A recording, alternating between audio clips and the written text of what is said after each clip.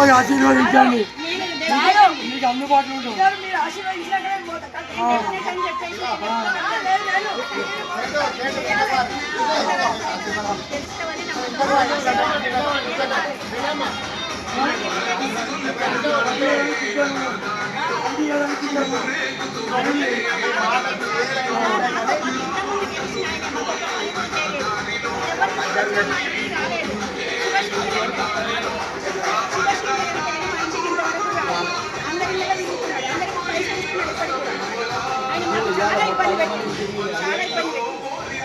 Road పోయిందని మేము కట్టుకునేది కూడా వచ్చి మా పైపులు అయిన అవన్నీ కూడా 20-30 నష్టం చేసాం.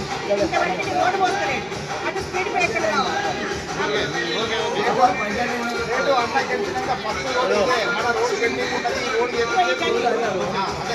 ఈ గల్లీ పోయి ఇక్కడ ఏదైనా ప్రాబ్లం రాదు, నువ్వు చేస్తావని నాకు నమ్మకం ఉంది.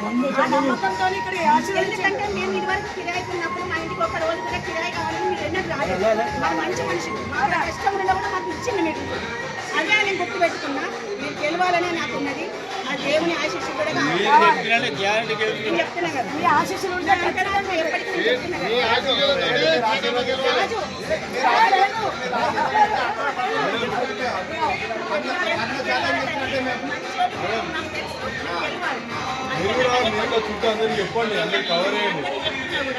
రాజు. నువ్వు గెలిచినా కూడా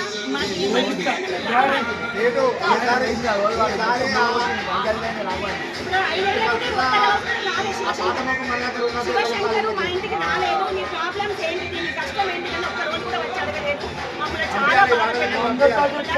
లక్ష మంది మాట్లాడుతున్నాం.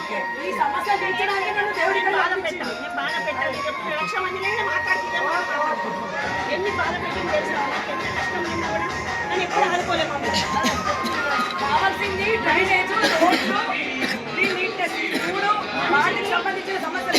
మనిషికి ఎప్పుడైనా కష్టం ఉన్నప్పుడు ఆడుకున్నప్పుడు మనిషిని గుర్తుపెట్టుకోవాలి.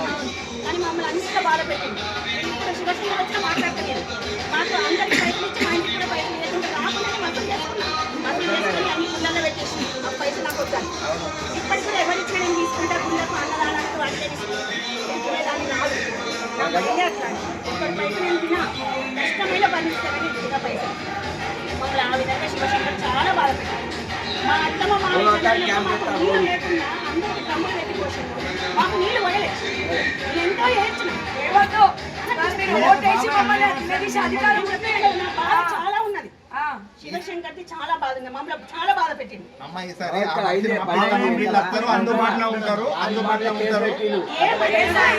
కాదు, ఏ మంత్రి వచ్చినా నేను మాట్లాడుతున్నాను, భయపడదని కాదు. ఎవరు వచ్చినా నేను మాట్లాడుతున్నాను. నాకు అసలు భయం అన్నదే ఉంటుంది. ఎందుకు తప్పు చేస్తేనే భయం ఉంటుంది. అది తప్పు చేయనప్పుడు మనం భయపడద్దు, మరి ధైర్యం ఉండాలి. అంతేనా? అట్లయినా నేను ఇలా పెట్టినప్పుడు కాంగ్రెస్ కానీ అది మనుషులు విశ్వాసం లేని మనుషులు. అంటే వాళ్ళ తప్పు పాప మీద కొందరు వాళ్ళు రేషన్ బియ్యం తీసుకుని ఎసరు పెట్టుకుని మా ఇంటికి వచ్చారు. అట్లా ఉద్ధరించేది అది మంచితనం. అంటే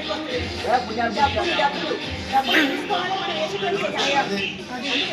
అది నేను అంటాను. డబ్బులు తీసుకోవాలి, కష్టానికి తీసుకోవాలి.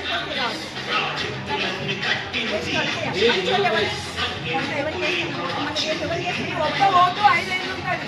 5 సంవత్సరాలు ఇవాళ 5,000 10,000 కావచ్చు. 5,000 పనిచేస్తాయా? 5,000 10,000 పనిచేస్తాయా? మనకి ఎప్పుడు పనిచేస్తుందా?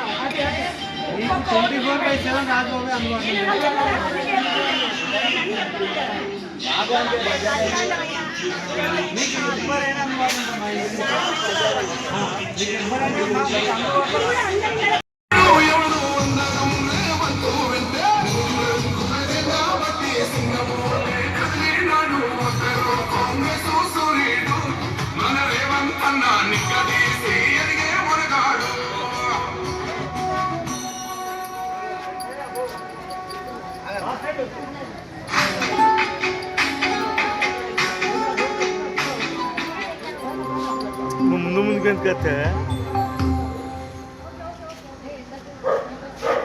జై కాంగ్రెస్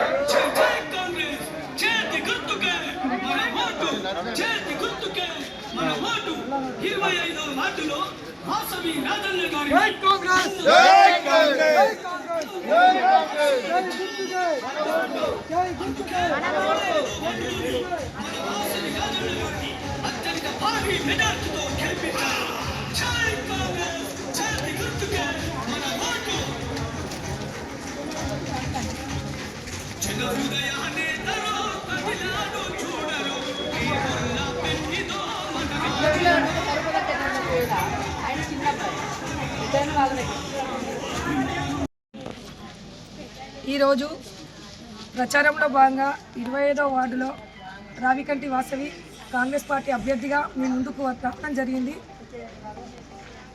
ఇక్కడున్న వార్డు సమస్యలు చాలా ఉన్నాయి, కొన్ని కాదు. గతంలో 10 ఏళ్ళ బట్టి అవకాశం ఇచ్చిండ్రు, మరి వాళ్ళు ఏం చేసిండ్రో మాకైతే అర్థం కావట్లేదు. ఖచ్చితంగా ఎందుకంటే ఇంటికో సమస్య ఉంది, ఏ సమస్య అనేది ఒకసారి చెప్పడానికి వీలు లేకుండా ఉన్నాయి సమస్యలు. వాడు డ్రైనేజీ విషయం కానీ, రోడ్ల విషయం కానీ, ఇంకా ఏ విషయాలైనా వాళ్ళు ఒక్కొక్క ఇంటికి వెళ్తుంటే వాళ్ళు బాధలు చెప్తుంటే నాకు కన్నీళ్ళు వస్తున్నాయి. ఈరోజు వాళ్ళ సమస్యలు తీర్చడానికే నేను 25వ వార్డులో ప్రచారం ఇంటింటి ప్రచారం చేస్తుంటే నాకు తెలుస్తుంది అసలు ఏంది సమస్య, ఎందుకు ఈ వార్డు ప్రజలు ఇంత బాధపడుతున్నారు అని ఆ విషయం తెలుసుకుంటే ఈ ప్రతి ప్రజలు కూడా నాకు ఈ సమస్య అనే విధంగా అసలు ఏంది మా వార్డు పరిస్థితి ఇది ఉంది, మీరు చేయగలుగుతారా, మీరు చేస్తా అంటేనే మీకు ఓటు వేస్తాం అని నన్ను ప్రశ్నించడం జరుగుతుంది. అయితే గతంలో 10 ఏళ్ళు 29వ వార్డులో నేను కౌన్సిలర్గా పోటీ చేయడం జరిగింది. అక్కడ అభివృద్ధి పనుల్లో మేము ముందున్నాం, 30 వార్డుల్లో కూడా మేము ముందే. ఎందుకంటే ప్రజలకు అందుబాటులో ఉండే వ్యక్తులం మేము. అదేవిధంగా అక్కడ ఏ వార్డులో అయితే ఏ విధంగా ప్రజలకు అందుబాటులో ఉన్నామో ఇక్కడ కూడా 25వ వార్డు ప్రజలు ఆశీర్వదించి గెలిపిస్తే కాంగ్రెస్ పార్టీ అభ్యర్థిగా తప్పకుండా మీ ముందే ఉండే నాయకురాలుగా మీకు సపోర్ట్గా ఉంటానని చెప్పడం జరుగుతుంది. జై కాంగ్రెస్. ఈరోజు 25వ వార్డు కాంగ్రెస్ పార్టీ బలపరిచిన అభ్యర్థిగా శ్రీమతి రావిగడ్డి వాసవి మీ ముందుకు ఇంటింటి ప్రచార కార్యక్రమాన్ని భారీ ఎత్తున నిర్వహించడం జరిగింది. వార్డులో ప్రతి ఇంటి తలుపు తట్టినా కూడా ప్రతి ఒక్కరికి ఒక్కొక్క సమస్యగా చెప్పడం జరుగుతున్నది. ఈ సమస్యలని గత 10 ఏళ్ల పాలనలో ఏం జరిగినాయో అర్థం కాలేదు.